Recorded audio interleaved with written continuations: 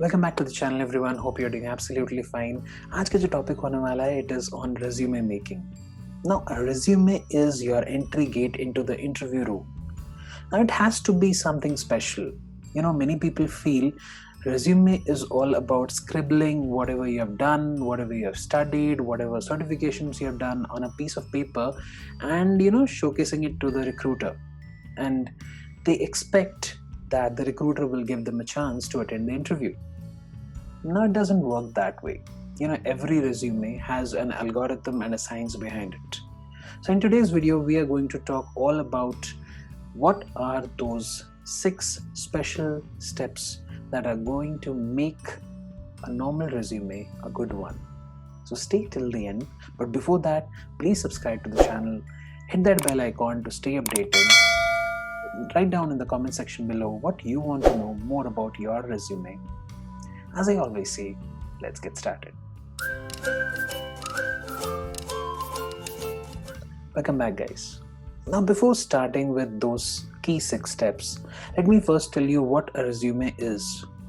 Now, you might have worked for several years, you might be a fresher, but a recruiter who is searching for the right candidate for a particular position, how will that person know what you have done?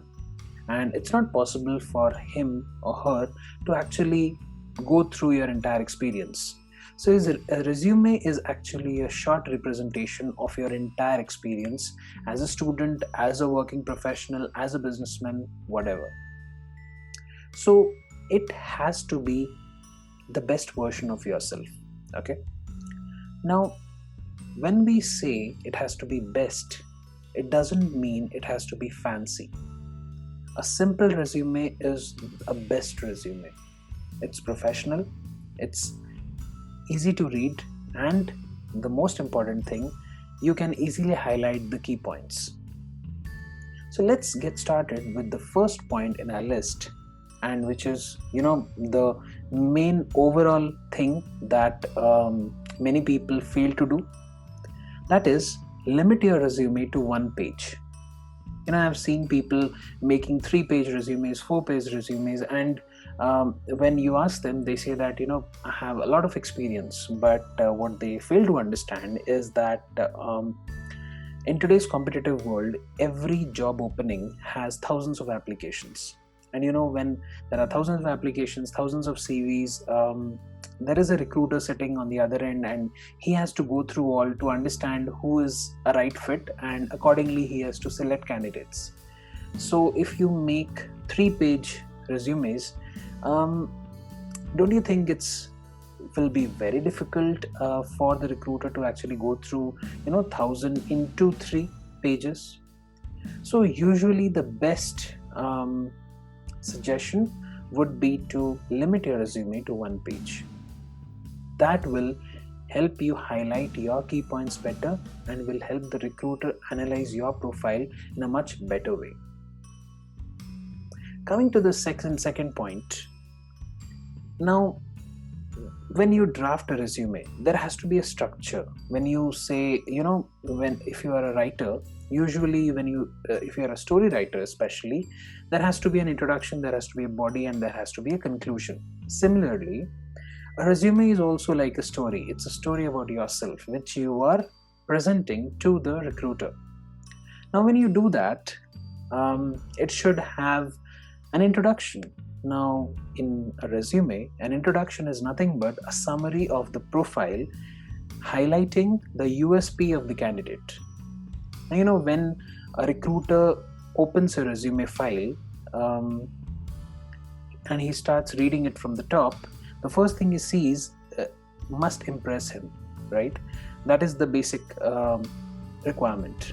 So when he sees the summary section and he realizes that yes, this person has definitely worked on these areas, and then his inquisitiveness increases, and that is when he goes deep into it and goes for the next sections. And in order to make the recruiter go for the next section, you need to impress him on the first section itself. So in summary, make sure that you are highlighting your USP, whatever skill or whatever domain you possess, you're working on right now. Try to highlight them in the best way possible.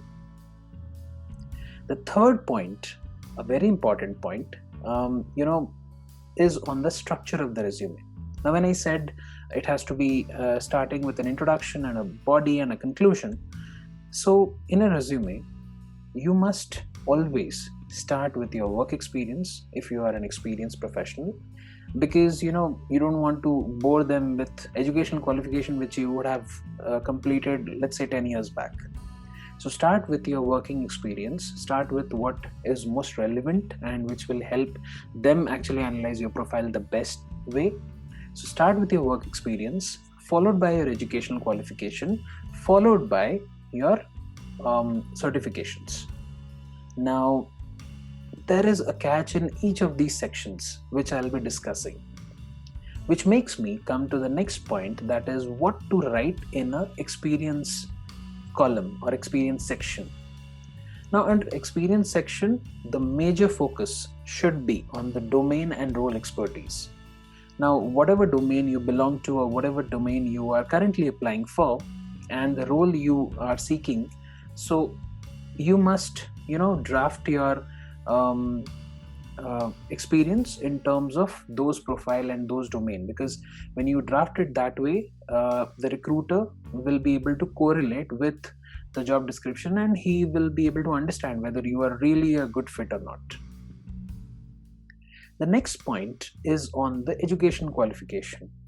Now, I've seen people filling a major section of their resume with their education qualification, but my suggestion would be that this is appropriate for people who are freshers or maybe hardly a year experience old, but people who are more than that, right, who have who have content to write in the experience section, I would suggest please refrain from specifying all your education qualifications. Try to specify only your latest qualification. Let's say you are a graduate or a postgraduate, just specify the postgraduate degree, what was a specialization and from which college or university did you do that. Same goes with if you are a graduate, then specify the same thing instead of writing how much you scored in 10th or 12th and then the graduation. So it takes some space. So try to understand that when you're writing a one-pager resume, you need to optimize the spaces, and that is when you reduce the spaces from the educational side and use it to maximize your experience section, because that is the one thing which impresses the recruiter most when it comes to experienced working professionals. Okay, now that makes me jump to the last point, which is on certifications, as I said. And certifications, when I say, it must align with your candidate's current role. I've seen people doing several certifications in several different areas, but what they fail to understand is it's never the number of certifications that count. It's about your expertise, right? You would not want to have a beginner certification in 20 different areas, rather have an expert certification in a single area, right? That would be much better and that would impress the recruiter much more. So try to have that. Make sure that your certifications are aligning with the job description that is being asked and also the role that you're seeking. So having said that, these are my 6 pointers that make a good resume. So make sure that once you are drafting your resume, keep in mind all these 6 pointers and then draft your resume, and you'll see how the results come up. But let me tell you, we at GROWW MACHINE have started a new career consultancy plan where we are helping people, right, create their resume, helping them prepare for interviews at a very nominal cost. So if you really want to, propel your career, please log on to our website and hit the book now button. These were my 6 pointers that will help you create a good resume. Let me know in comment section below what is your issue or what is that one thing which is restricting you from getting a call, if you know about it. If not, then do contact us. Thank you so much. Catch you up next time. Bye-bye.